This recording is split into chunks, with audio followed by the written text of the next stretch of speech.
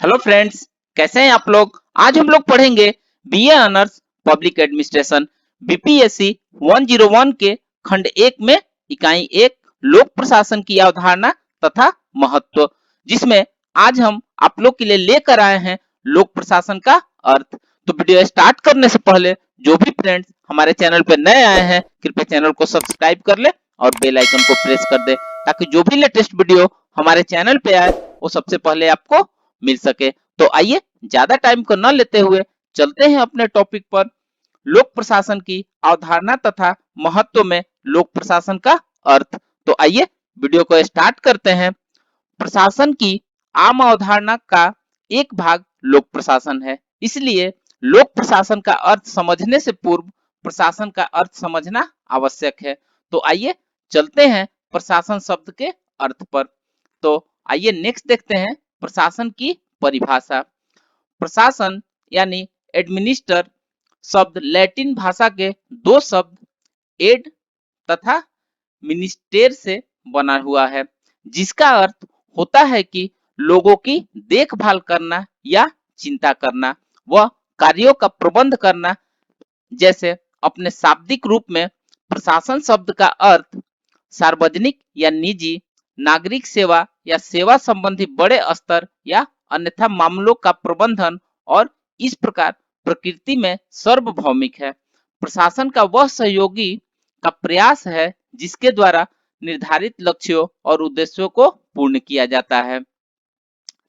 Ian ग्लाडेन ने 1952 में अपनी पुस्तक इंट्रोडक्शन टू पब्लिक एडमिनिस्ट्रेशन में प्रशासन की परिभाषा इस प्रकार से दी है कि प्रशासन एक लंबा तथा कुछ गर्भित शब्द है, लेकिन अर्थ साधारण है क्योंकि इसका अर्थ लोगों की चिंता करना या उनकी देखभाल करना होता है।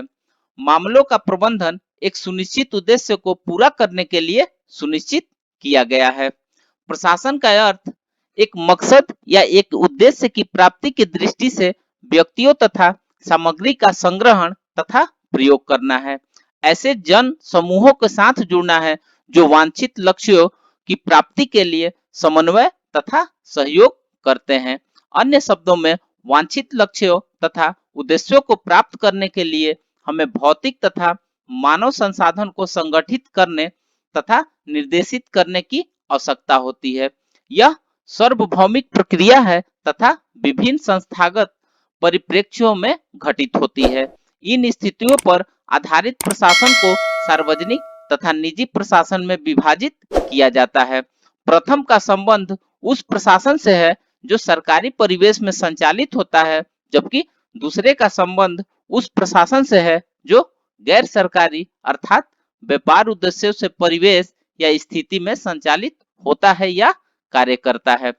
संक्षेप में प्रशासन का इस प्रकार का अर्थ सामान्य या सामने रखे गए लक्ष्य की प्राप्ति के लिए किए गए सहकारी प्रयास है। यह मानव तथा वस्तुओं को उतने ही निश्चिंतता संगठित तथा निर्देशित करने के कौशल से युक्त प्रबंधकों का उसी प्रकार से एक विशेषीकृत व्यवसाय है, जिसमें एक प्रकार से इंजीनियर को संरचना या इस प्रकार से एक इंजीनियर को संरचना निर्यात करने या एक डॉक्टर को मानव की बीमारियों को समझने का कौशल प्राप्त होता है। अन्य शब्दों में यह एक उद्देश्योन्मुख ध्येय युक्त समन्वयकारी तथा सहकारी क्रिया है जो जन समूह कुछ उद्देश्य या उद्देश्यों की पूर्ति के लिए प्रयोग में लाते हैं। इस प्रकार प्रशासन के कुछ विशेष लक्ष्य होते हैं जो निम्नलिखित प्रकार से है। इसमें पहला हो जाएगा उद्देश्योन्मुख, दूसरा सुविचारित ध्येय प्राप्ति, तीसरा मानव तथा भौतिक संसाधनों का निदेशक, चौथा हो जाएगा सुनिश्चित क्रिया, पांचवे हो जाएगा साझे उद्देश्य की प्राप्ति के लिए सहयोग, छठा हो जाएगा मुद्दों या मामलों को व्यवस्थित अवस्था में रखने के लिए, सातवां हो जाएगा संसाधनों का सोचा समझा प्रयोग, आठवां हो जाएगा लोगों पर नियंत्रण तथा उनके बीच समन्वय और नौवां हो जाएगा कार्य पूर्ण करना। लोक प्रशासन प्रशासन के अधिक बड़े या व्यापक क्षेत्र का एक भाग है। इसे साधारणतः नौकरशाही के नाम से समझा जाता है, बिना इस तथ्य पर ध्यान दिए कि एक निश्चित संगठनात्मक रूप से नौकरशाही केवल सरकार के भीतर ही नहीं अपितु निजी एवं तृतीय क्षेत्र या सेक्टर संगठनों में पाई जाती है। लोक प्रशासन एक अध्ययन विषय है जिसका संबंध संगठन तथा लोक कल्याण के लिए लोक नीतियों के निर्माण एवं कार्यान्वयन से है। यह एक राजनीतिक परिवेश में कार्य करता है ताकि राजनीतिक निर्णय नियमताओं द्वारा निर्मित या स्थापित लक्ष्यों को और उद्देश्यों को प्राप्त किया जा सके। इसे सरकारी शासन भी कहा जाता है, क्योंकि लोक प्रशासन शब्द में समग्र लोक का अर्थ है सरकार। इस प्रकार लोक प्रशासन का केंद्र बिंदु लोक नौकरशाही अर्थात सरकार का नौकरशाही या प्रशासनिक संगठन है। आइए नेक्स्ट देखते हैं लोक प्रशासन की विशेषताएं, जिसमें पहला हो जाएगा नौकरशाही निर्णय निर्माण, दूसरा नीति प्रक्रिया का संगठन तथा विधियां, तीसरा हो जाएगा कानून का विस्तृत व्यवस्थात्मक कार्यान्वयन, चौथा हो जाएगा लोक नीति का कार्यान्वयन, पांचवा हो जाएगा नागरिक कार्यों का निष्पादन, छठा हो जाएगा प्रशासनिक शाखा का संचालन, सातवां हो जाएगा कार्यों या मसलों के संदर्भ में प्रयुक्त कला तथा विज्ञान, और सातवां हो जाएगा सरकार क्या और कैसे कार्य करती है। सब मिलाकर यह कहा जा सकता है कि लोक प्रशासन पूर्ण सरकार के क्रियाशील होने से कुछ कम नहीं है।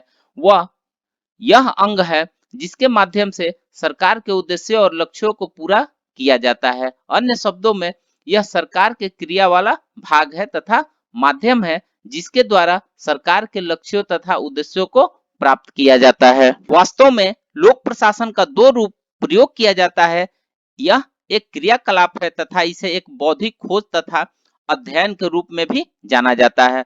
लोक प्रशासन के स्वरूप की ओर बढ़ने से पहले एक दूसरे के रूप में प्रयुक्त प्रशासन, संगठन तथा प्रबंध तीन शब्दों की व्याख्या करना महत्वपूर्ण है। यद्यपि तीन शब्दों का प्रयोग एक दूसरे के लिए किया जाता है, फिर भी उनके अर्थों में एक निश्चित अंतर है। यह अंतर विलियम शुल्ज ने स्पष्ट किया है। उनके अनुसार प्रशासन वह शक्ति है जो उस लक्ष्य को बताती है या निर्धारित करती है जिसकी प्राप्ति के लिए संगठन तथा उसका प्रबंधन प्रयत्न करते हैं तथा उन व्यापक नीतियों का निर्माण करते हैं जिनके अंतर्गत वे कार्य करना चाहते हैं। किसी वांछित लक्ष्य के प्राप्त करने के लिए व्यवस्थित एवं प्रभावी अंतर संबंध में एक साथ लाए गए आवश्यक अनुलाभ, कार्यस्थान, हथियार, उपकरण, वस्तुएं या सामग्री तथा मानवों का सम्मिश्रण है। प्रबंध वह है जो पूर्व निर्धारित लक्ष्य की प्राप्ति की ओर ले जाते हुए मार्गदर्शन तथा निर्देशन देता है। प्रशासन इस प्रकार संगठन तथा प्रबंध दोनों को अपने में शामिल करने की व्यापक अवधारणा है।